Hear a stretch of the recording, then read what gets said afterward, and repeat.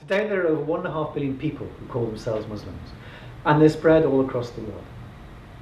Anyone who reads a newspaper will quickly appreciate just how many countries are described as Islamic, in one sense or another. However, it is, I'm afraid, the nature of newspapers that bad news does tend to sell better than good. And so often an image of an Islamic state tends to be associated with various terms such as unrest, protest, war, terrorism, etc. But the fact is that the majority of Muslims live very peaceful lives, and should you have the opportunity to visit a Muslim country, you most likely will encounter people who are very pious, courteous, and welcome people. Islam, at its most essential level, is quite simply a belief in God. This, inevitably, is something of a very personal and a very inward matter. Although, inevitably, it does have consequences in terms of how the believer lives his or her life. In terms of this outward expression of this belief, this can vary quite a lot from one person to the next. Some may well be considered more devout than others by praying 5 times a day or more than 5 times a day, or fasting during the month of Ramadan, but also other months or other periods of time, making a pilgrimage to Mecca or making more than one pilgrimage to Mecca and to other places, and so on. And this does really raise the very important question of what constitutes a good Muslim. And this need not necessarily be because someone is diligent in engaging in the practices and rituals of Islam. In fact, for some, it could be argued that it's much more important just simply to believe in God with one's heart. Now, Islam also does refer to a culture and a civilization. Although again, due to the diversity that exists within Islam, it's quite difficult to pinpoint what constitutes an Islamic culture or an Islamic civilization. There are Arabic Muslims, there are Persian Muslims, Chinese Muslims, African Muslims, Southeast Asian Muslims, and of course there are Western, American, and European Muslims, amongst others. There are also nominal or cultural Muslims, whereby identity is determined by being born to a Muslim father, rather like a Jew being born to a Jewish mother. And other than that, it's not required for them to subscribe to the beliefs and practices of the faith. Rather, it's more a matter of ethnicity or of group allegiance. An example I can give of this is the case of Bosnia, where a person is described, or in fact it's described by himself or herself as a Bosnian Muslim, to be distinguished from Bosnian Serbs, who are Orthodox, or Bosnian Croats, who are Catholic. Other than that, the Bosnian Muslims are, and I quote here, drinkers of slivovitz, which is a strong plum brandy, eaters of pork.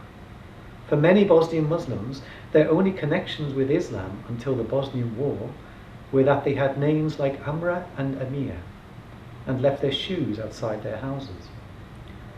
Bosnian Muslims were largely secular, and those that were religious emphasized that they were European Muslims, something quite different to the Ayatollahs of Iran and the Islamic clergy of Saudi Arabia. Now, it is perhaps not surprising that the Muslims from Saudi Arabia and Algeria that went to Bosnia to fight were actually quite shocked by the Bosnians' lifestyle. But equally, the Bosnians themselves were not that enamored by the orthodoxy of these mujahideen. However, the concern in this lecture is primarily with those who do wish to assert a belief in God and resist these accusations of any kind of atheism or secularism. The bottom line here, obviously, is that human beings are diverse. Muslims are diverse in terms of culture and ethnicity, etc. However, what makes a Muslim, with the exception of the cultural Muslims I've referred to already, is a belief in God and in Muhammad as the final prophet. It is the Shahada, the first of the 5 pillars that is considered in the lecture on the basics. Aside from this basic belief, Islam, like all world religions, does have its own sectarian differences. And here I want to consider 3 kind of overlapping expressions of Islam here. Briefly Sunni Islam, but really in relation to Shia Islam, and then to look at Sufi Islam. In terms of the Sunni and Shia Islam, the Arabic word sunnah means simply tradition. And some 90% of the world's Muslim population would refer to themselves as Sunni Muslims, the people of tradition. However, what counts as tradition can, as pinpointed in the talk on historical context, be something of a subjective matter. And not all Muslims accept the traditions of the Sunni. In the lecture on contemporary context, I talked about the event of Ghadir Khumm, the farewell pilgrimage, and how this resulted in issues of authority over who is the rightful heir after the death of the Prophet Muhammad. Those who have expressed a special devotion and loyalty to Ali are called the Shi'at Ali, the Ali's faction or Ali's party. More simply, Shia. For the Shia, their tradition, their history, began to diverge from the Sunni with the death of Muhammad and the appointment of a new leader of the community, the first caliph by the name of Abu Bakr. Now, whilst the majority seemed accepting of this, some did not. And over a period of some 3 to 4 centuries, this group formed something of a splinter group, opposed to many of the doctrines and beliefs of the dominant Sunni. Today they comprise something like around 10% of the Muslim population. And they believed that the leadership of the community should remain within the household of the Prophet, and that Muhammad designated Ali as his heir. Now this designation, the word in Arabic is nas, is considered to be God-ordained and possessing God-given qualities, and is believed that it is then passed on. The Prophet designated Ali, then Ali designated his son, and so on. Those so designated are called imams. So whilst Sunni Muslims acknowledge the caliph as leader, and caliphs have existed in Islam until 1924, relatively recently, the Shia call their rulers imams. I mean, I should point out, by the way, that the Shia themselves do not make one distinct group either. It gets complicated. Within this minority, there's a small group known as the Zadiyah. You'll find them mainly in Yemen. There's another group called the Ismailia, mainly in East Africa and in India. The largest group, however, are the Imamiyah, sometimes referred to as the Twelvers. The majority of that population are in Iran and in the southern regions of Iraq and in Lebanon. But they're also scattered throughout the Gulf states, in Afghanistan, in India, and in Pakistan. And the ruling minority Alawites in Syria are also a 12er Shia group. Now, when Ali finally did become caliph, the 4th caliph for Sunni Muslims, but the first imam for the Shia Muslims, his leadership was contested. And to cut a long story short, Ali was killed. He was assassinated. Ali's son then, therefore, became the 2nd imam. However, he seemed to be something of an unwilling defender of the Shia cause. But for the Shia, their history has been moulded with the paradigm of the 3rd imam, known as Hussein, who was the 2nd son of Ali. Now, the story is told of Hussein's brave but futile opposition against the caliph by the name of Yazid, is recounted with the pathos of a Greek drama. Facing overwhelming odds, Hussein and his small party, including a dozen or so of his close relatives, were slain in the battle at Karbala, which is in Kufa in Iraq. And this took place in the year 680. The death of Hussein is seen as a tragedy for the community as a whole. For Hussein is considered a man of great piety, much more so than the Caliph Yazid. And it's become a deeply symbolic event. The death of Hussein is seen by Shia as divinely ordained, for it is said that Hussein had a vision of his own death. So it is very like Christ sacrificing his life for the pious against opposition and injustice and oppression. Hence we have the redemptive nature of Hussein's suffering as a struggle against wrong, as well as a means by which the faithful participate in the sorrows of Hussein. Today the event is commemorated in the 10 days of mourning, which is known as Ashura. This is expressed in public processions of mourning, which includes self-flagellation and the smearing of one's own blood, the recitations of elegies and the reenactment of events at Karbala. Also there's the staging of a series of dramas that extend over several days in large halls or in large open areas. And the cast includes Muhammad and his family, angels, biblical prophets, and a poet narrates the play. Now initially support for Ali was probably more for political reasons than theological. His religious significance came later. But the two nonetheless blended together in time. And so such questions, such as was the leader to be one who combined religious and political authority? Or, with the death of Muhammad, had religious authority passed to each individual Muslim? Now Shia history then has been one of constant political failure, but a belief that they are the legitimate Islam, and have often had to suffer under the usurpers. The line of these imams, believed to be sinless and the best of all creation, ended with the 12th imam in the 9th century. This 12th imam is known as the Mahdi, the rightly guided one. But they believe that this 12th imam did not die, but went into occultation. He is hidden. And the return of the 12th imam, in the role of a messianic Mahdi, is awaited and will occur shortly before the Day of Judgment. At that time, the Mahdi will be manifested on earth and will lead the righteous into battle against the forces of evil. Good will triumph over evil, and the Imam will rule over the world in a period of peace.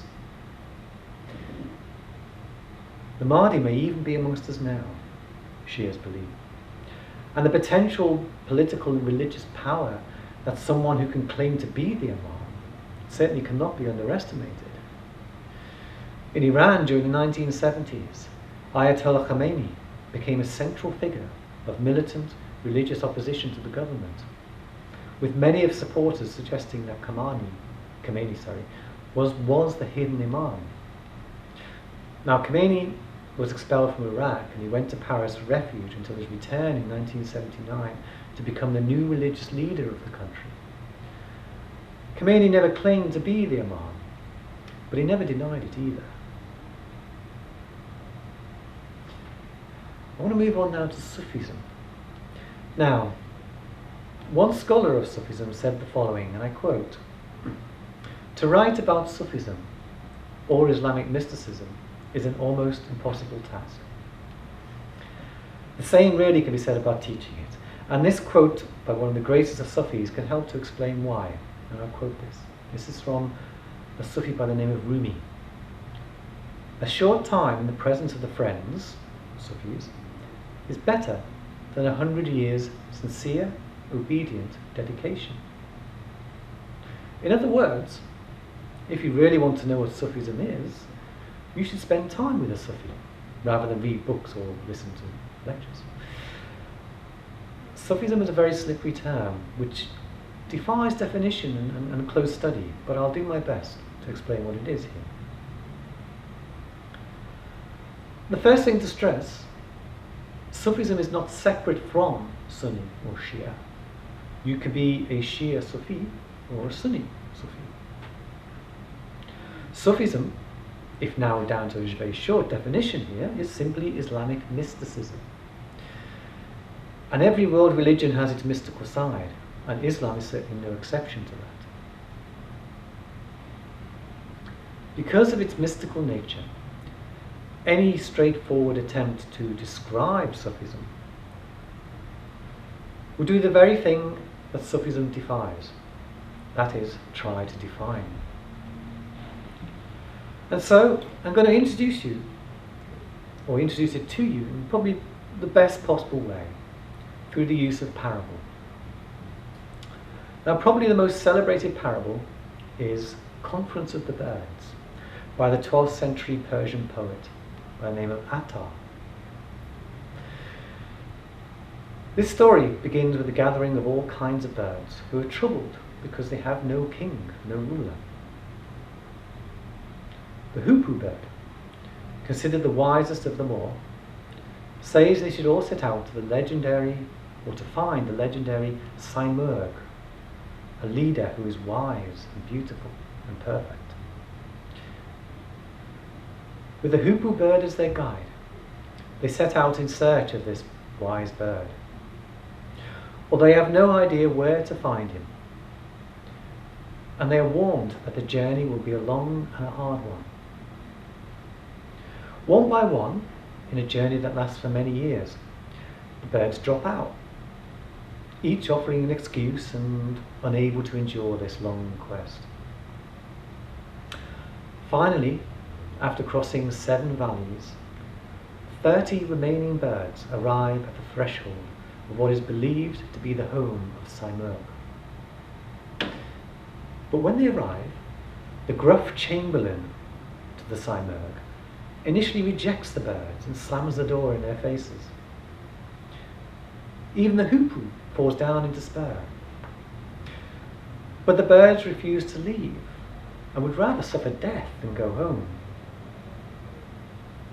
Then the chamberlain returns and tells them that they have passed the final test of devotion. He opens the door to them, and hundreds of curtains are drawn. What they are confronted with is a large mirror, and the birds see themselves in the reflection. And it says they realize that they and the Simurgh were one and the same being. He who sees himself therein sees his soul and his body, and sees them completely. The birds then pass away and surrender themselves to contemplation of the Simurgh. Simurgh, incidentally, means 30 birds in Persian. How do we interpret this? They see a reflection of themselves as one, hence an emphasis on the unity of all things. Each bird represents a human character fault. So recognition of this unity is to go beyond the mere ego, the self. The 7 valleys represent stages in the spiritual path, and it's a difficult one for which few are actually able or willing to undergo. And it is a journey of the soul, a concern with what is inside rather than a concern with the exterior. You don't take this path on your own, however. You must have a guide, a master. And the relationship between the sheikh, the master, and the murid, the disciple, is very close. And the disciple must submit himself entirely to the master. This master-disciple relationship is very important, And from the 12th century especially, Sufism developed into large-scale orders that are known as tariqas, which are spiritual lineages, and so are usually named after a famous sheikh, a famous master, as its founder. For example, the Qadariya order, which traces its lineage back to the 12th century and is considered possibly the oldest of Sufi orders. They have an organizational structure, they have a center for instruction, they have cells for retreat, a tomb of their founder. Some are local, some are worldwide. All have their own individual forms of ritual, dress, etiquette, etc. And I want to tell you just a little bit more about Rumi, who I mentioned earlier. Much of his poetry is now available in very good English translations, and he sells worldwide. Rumi had a spiritual master by the name of Shams, and Rumi and Shams became inseparable. This, however, resulted in jealousy from Rumi's disciples, and in 1247 Shams disappeared. Now, what happens to Shams is not known, though suggestions have been made that Rumi's disciples had something to do with this. Rumi's son, Chalebi, wrote his own poem describing how this loss affected Rumi. I'll just read the poem out, part of it. Never for a moment did he cease from listening to music and dancing. Never did he rest by day or night. He had been a mufti, he became a poet. He had been an ascetic, he became intoxicated by love. 'Twas not the wine of the grape, the illumined soul drinks only the wine of light. Now it's worthwhile considering just briefly what it reveals in terms of Rumi's quest here. Firstly, here we have references to listening to music and to dancing. And the Mevlevi order, which was first institutionalized by Rumi's son, is most famous in the world today for its religious dance to the plaintive accompaniment of the reed flute. These dancing disciples are referred to as the whirling dervishes, because this form of meditation involves whirling, which represents a mystical journey of man's ascent towards God. Secondly, the reference Rumi as a one-time mufti, which is a judge who would have been an expert in Islamic jurisprudence. But the Sufi kind of quest for religious knowledge is radically different from this kind of austere, legalistic, Sharia-imbued quest of the theologians, or even the kind of abstract theorizing of many of the philosophers. Yet for many Sufis, it is another way towards knowledge of God, and therefore of truth. So to conclude, in the lecture on the contemporary context, I told you about the story of Hay. And here you can see another illustration of the many paths that Islam can take. But in the belief that all these paths, Sunni, Shia or Sufi, ultimately lead to the same destination.